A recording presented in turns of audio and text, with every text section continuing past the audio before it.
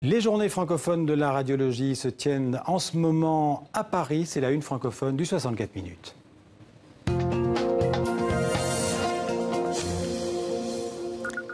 Et avec nous, Myriam Edjlali-Goujon, bonjour.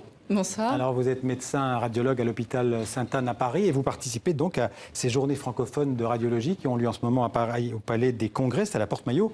Alors, on peut le dire, la radiologie, c'est une technique qui a incroyablement évolué depuis les premiers rayons X. Je crois que c'était en 1895, à la fin du 19e siècle. Ah oui, c'est incroyable. En fait, ce qui est aussi un attrait pour notre spécialité, c'est le côté technique, mais surtout une technique qui est faite pour le patient, pour mieux voir, pour mieux soigner. C'est les deux leitmotifs des journées francophones de radiologie qui se tiennent actuellement à Paris. Alors ceux qui nous regardent, qui nous écoutent partout dans le monde, ont sûrement déjà entendu parler de l'échographie, de la mammographie, des scanners, de l'IRM, qui est l'imagerie par résonance magnétique. Tout ça, c'est une panoplie de moyens en fait, de la radiologie moderne pour servir la médecine.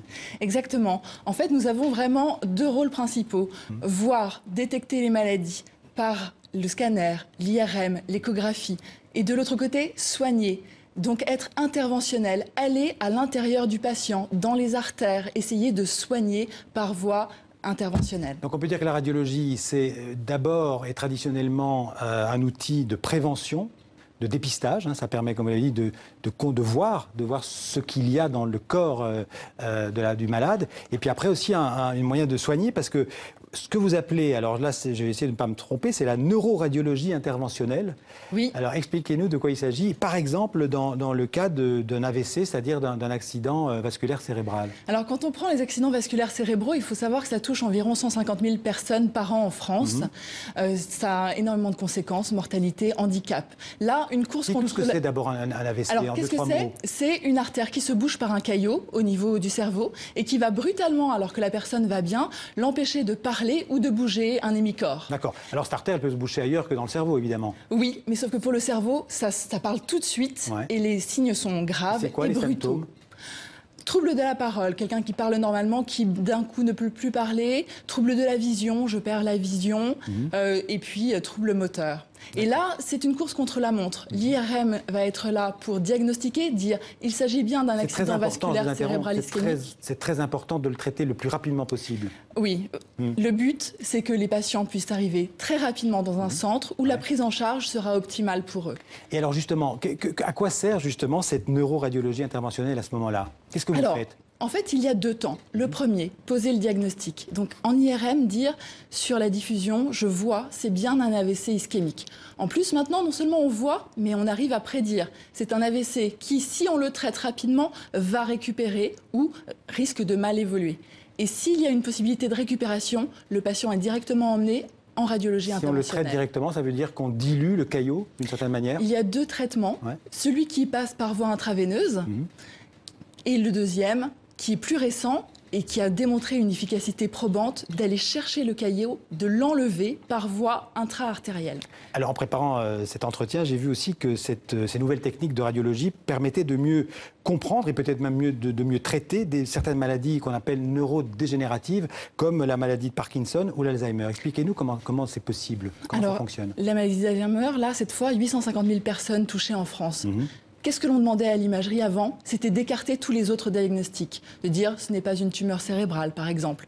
Maintenant, on va demander à l'imagerie d'être plus performant, d'être plus précise, de dire c'est probablement une maladie d'Alzheimer. Combiné à des tests biologiques, on va arriver sur des diagnostics de certitude. Parce qu'on sait quelle zone du cerveau est concernée par la maladie d'Alzheimer. Oui, la maladie d'Alzheimer, c'est vraiment la mémoire, donc c'est principalement l'hippocampe, mais pas uniquement.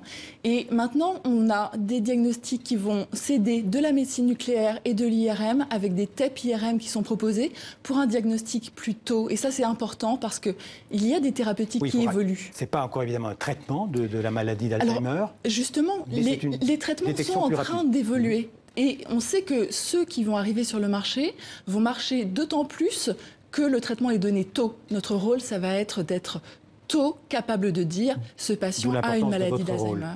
Tout à fait. Alors concernant aussi, là, j'évoquais la maladie de Parkinson, c'est le même type de processus? La maladie de Parkinson nécessite cette fois encore le recours à l'IRM. Ça, c'est important pour écarter les autres diagnostics et puis pour avoir un diagnostic plus précis de ce qui se passe pour le patient. Et ça va, dans certains cas, aider le chirurgien à aller poser des électrodes pour stimuler des noyaux gris centraux responsables des mouvements anormaux des patients. On peut dire que dans votre discipline de la radiologie, on fait des progrès tous les jours? Oui, venez aux Journées francophones pour vous en rendre compte, c'est vraiment le cas. Tout à fait. Elles se terminent quand, ces Journées francophones? Elles se terminent lundi. Voilà, et elles font participer en fait des médecins de tout l'univers francophone. De tout l'univers francophone, également anglophone, parfois hispanophone. Notre société française est très active là-dessus. Il y a plus de 14 000 personnes qui vont faire partie de ce congrès. Qui est je crois la 45e édition, non? Probablement. Très ancienne, je pense. Ok. Merci en tout cas, Myriam Medjali Goujon, Merci à vous. en parler sur le plateau du 64 minutes. Merci beaucoup.